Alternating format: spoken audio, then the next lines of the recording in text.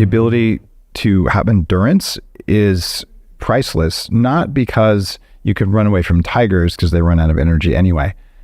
What's most important is the endurance from having higher VO2 max reflects itself in your body's ability to remain calm and your body's ability to do the work of maintaining your system. So if you're low energy and you have no endurance or no VO2 max capacity, you're kind of stressed all the time. So I have an expert with me today named Rowena Gates, and she's studied for years cellular optimization, and she works with a company called Eng3 Corporation. They make a device called the NanoVi, you've probably seen me using for years now, that has a direct effect on VO2 max. So we're going to go into reactive oxygen species, how these are making you old, and some things you can do about it. Rowena, welcome to the show. Great to be here. Thanks. Many listeners know about reactive oxygen species, but I don't think most people really understand them. What is ROS and why do we care? Well, reactive oxygen species are one type of free radical that you can't avoid because of the oxygen irony, which is you can't live with it forever and you can't live without it for probably 10 minutes. So you need the oxygen, but it's like the exhaust out of a car. To burn the engine, you're going to end up with reactive oxygen species, and they're always going to be either mitigated by an antioxidant or they'll do damage.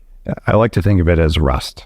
In fact, that is a reactive oxygen species. You put oxygen on iron, you get rust. So your cells aren't made out of iron, at least mostly, but they do have a similar oxidative process. And since all life is based on ox redox, this is how your cells make ATP and electrons, which fuel your longevity. Like, okay, it's a necessary thing. So why would we want to reduce reactive oxygen species? Wouldn't that reduce our energy? You want to reduce the amount of damage it does. You need the reactive oxygen species. They not only are a damaging byproduct, but they also have a cell signaling function in the body. So you don't want to eliminate them, but you want to reduce the damage that they do. That's where we come in. That's what we're kind of all about. It's a really important thing to understand in aging. If you take excessive antioxidants, and I've done this very early in my path, and I think, I'll do the same thing as everyone else instead of a personalized approach. What you do is you turn off your ability to improve from exercise because you don't get the benefits of having some free radicals. It's when you get too much, they stick around too long, or when you allow them to do damage. So one of the things that you might do is say, I need antioxidants, and you need some, but if you don't get the benefits of exercise, you broke. And if you don't get enough, you get too much damage. So there are other things you could do, like you could train effectively. And my last book was a lot about how do you raise VO2 max without taking a lot of time, without generating excessive free radicals through excessive exercise. Or you could actually make your cells better at handling reactive oxygen species. And this is where Rowena comes in. So Rowena, how do you do this? So that's all the cell activities, having everything work better in the cell. And that's where we come in. And we have a very, very fundamental approach to that. With the NanoVi device, it influences the environment in the cell, which is the water. And after that, the body takes over. And so it's so fundamental that it doesn't override anything, and the body knows what to do with it when you give it a little extra support. So one of the first things it does is you can measure that improvement in mitochondrial function. Okay. This is fundamental to human life, and it's missing from most medical knowledge. If you go way back in my journey, there was a time when I said, hey guys, if you take butter and MCT oil and you blend them in coffee, it works really well. If you don't blend them and you just eat the butter and drink the coffee, it doesn't work. And it got to the point where I went really deep on the science because I'm a nerd. And I ended up funding research at the University of Washington. And this is about the structure of water and how it affects cell biology. So inside your cells, the outer layer is a bunch of little tiny droplets of fat. It's your cell membrane. And if you were a plant, it'd be your cell wall. They're slightly different, but some people use both. But in humans, it's a membrane, or in animals. And then inside there, you have a bunch of water and a gel. And what influences the cell's behavior and how effective the cell is the water structured? And you do this with things like sunlight, with things like movement, things like infrared light. And it's profoundly effective. And it turns out that one of the reasons people feel so much different if they take their Danger coffee, which has minerals that affect cell biology, but not reactive oxygen species, and then you put in these types of oils, those oils change the structure of the water when you mix them up. So in a typical day, what your body does, you drink a glass of water. It's regular bulk water that even if it's, special spring water, whatever, your body says, oh, good God, I've got to heat this water up with body heat, hold it up against the cell membrane, and it'll change into something called exclusion zone water. Or there's other delivery systems for exclusion zone water. The more exclusion zone water you have, the better your mitochondrial function and the better your ability to make your own antioxidants goes up. How do you use NanoVi to change the structure of water inside my cells? So you hit it. It's all about exclusion zone water, which only forms on surfaces, which could be the cell membrane, the mitochondria, and especially the proteins. Because in the cell, there might be 10,000 or more proteins in one cell. They're very small, they're all over the place, and they create a lot of surface area. And so if exclusion zone water only forms on surfaces, it forms in layers. Mm-hmm. Then if you can increase that exclusion zone water, which could be through diet, and what you're talking about with the coffee, I know you worked with Jerry Pollack, and he showed that, and he's been a wonderful friend to us as well, just a wonderful man. He's the guy who did the research at the University of Washington. Right, the exclusion zone water, called exclusion zone because everything else is pressed out because the water molecules are so closely packed together that everything else is excluded.